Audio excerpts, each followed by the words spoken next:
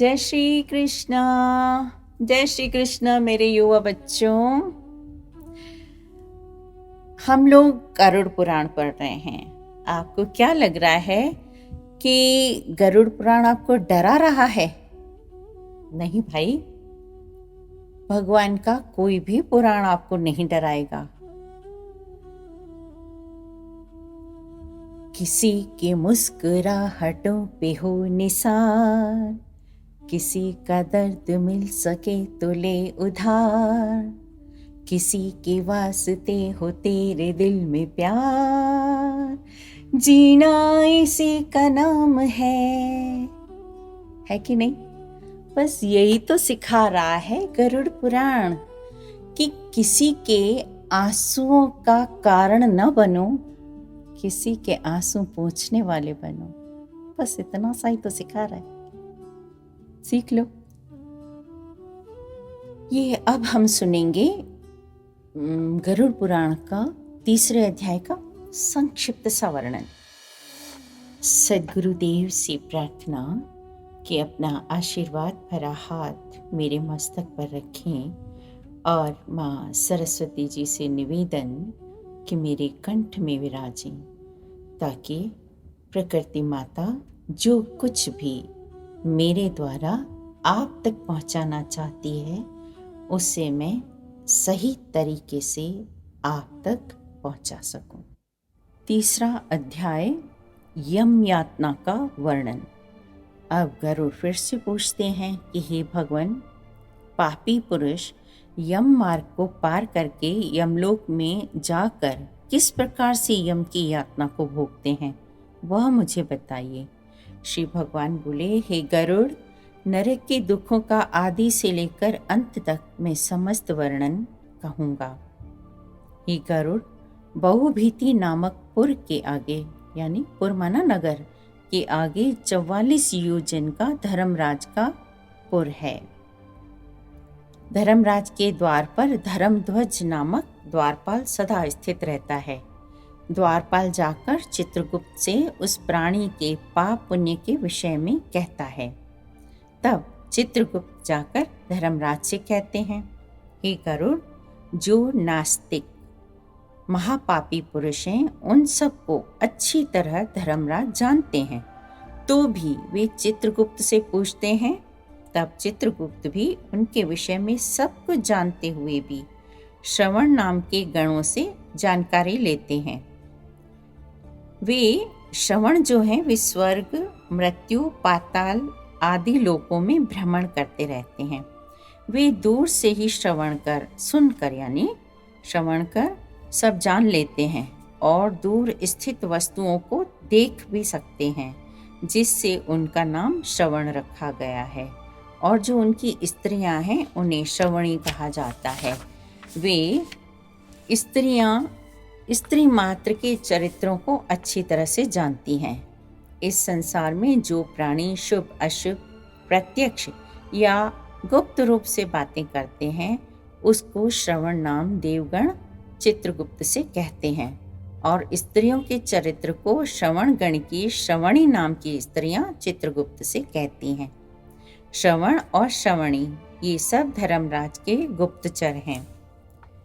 सूर्य, चंद्र, वायु, अग्नि, आकाश, पृथ्वी, जल, अंतरात्मा, मन, दिन और रात, दोनों संध्याएं और धर्म, ये हर मनुष्य मात्र के चरित्र को जानते हैं। ये प्राणियों के देह में स्थित पाप और पुण्य को भली भांति जानते हैं। इस तरह पापियों के पाप को निश्चय कर पापियों को अपने भयानक स्वरूप को यमराज दिखाते हैं। तब पापी पुरुष यमराज के भयंकर स्वरूप को देखते हैं कि ये एक बड़ा शरीरधारी, हाथ में दंड लिए भैंसे पर बैठा हुआ, प्रलय काल के जैसे मेघ शब्द करता है वैसा उनका स्वर है, और काजल पर्वत जैसी कांति है, बिजली की प्रभा के समान प्रकाशमान, शस्त्रधारी 32 भुजाओं से युक्त हैं। 3 योजन वाला उनका शरीर है, वापी के तुल्य भयानक मुख है, लाल आंखें, बड़ी बड़ी दाढ़ों से युक्त, ऐसे यमराज का स्वरूप है। यम के जैसे ही भयानक उनके दूत भी पापी के पास आकर गरजने लगते हैं।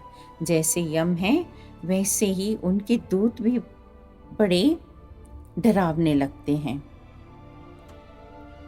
जिसको देखकर पापी भयभीत होकर विलाप करने लगता है। यमराज की आज्ञा से उन्हें उनके किए हुए कर्मों को सुनाते हैं।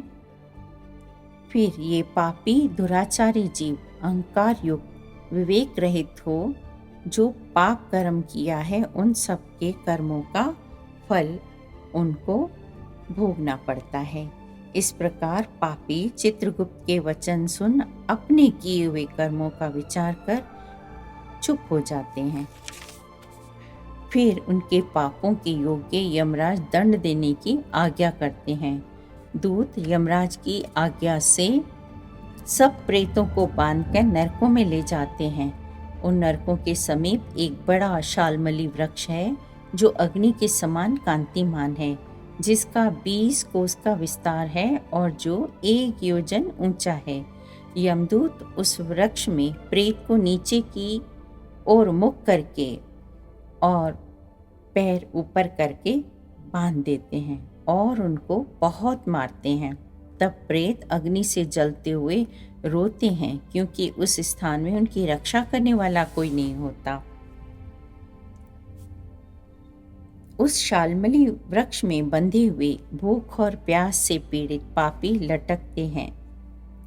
तब यमदूत कहते हैं, हे दुराचारी प्रेत, ऐसे दुष्ट आचरण करे ही क्यों थे? इस प्रकार से यमदूत उनको ताड़ना दे खींचकर तामिस्त्रादि घोर नरक में यमराज की आज्ञा से गिराते हैं। शालमली वृक्ष के समीप बहुत से दुख देने वाले नरक हैं। उन नरकों में जो बड़ा दुख है उसे वाणी से भी कहा नहीं जा सकता। ये गरुड़ 84 लाख नरक हैं, इनमें से 21 भयानक नरक हैं। इस प्रकार नरकों में जो कर्म शास्त्रों में वर्जित हैं और उनको करने वाले जो मूर्ख हैं वही उन नरकों में गिरते हैं और कल्प पर्यंत वहाँ के दुखों को भोगते हैं। स्त्री तथा पुरुष परस्पर अधिक विषय सेवन से तामिस्त्र, अंधतामिस्त्र, रौरव आदि नरक की यातना को भोगते हैं। जिसने अनेक प्राणियों से बैर भाव करके अपने शरीर का पालन पोषण किया है, वह शरीर को त्याग कर एकाकी नरक में जाता है, अन्य कोई भी संग नहीं जाता। हे गरुड़, यह जीव मनुष्य लोक के नीचे जितने भी 84 लाख नरक हैं, उनको अनुक्रम से भोग कर पवित्र हो जाता है। नरक की यातना भोग भोग कर जब उसके पाप क्षीण हो जाते हैं, फिर वह वापस मनुष्यता को प्राप्त होता है। ओम नमो भगवते वासुदेव।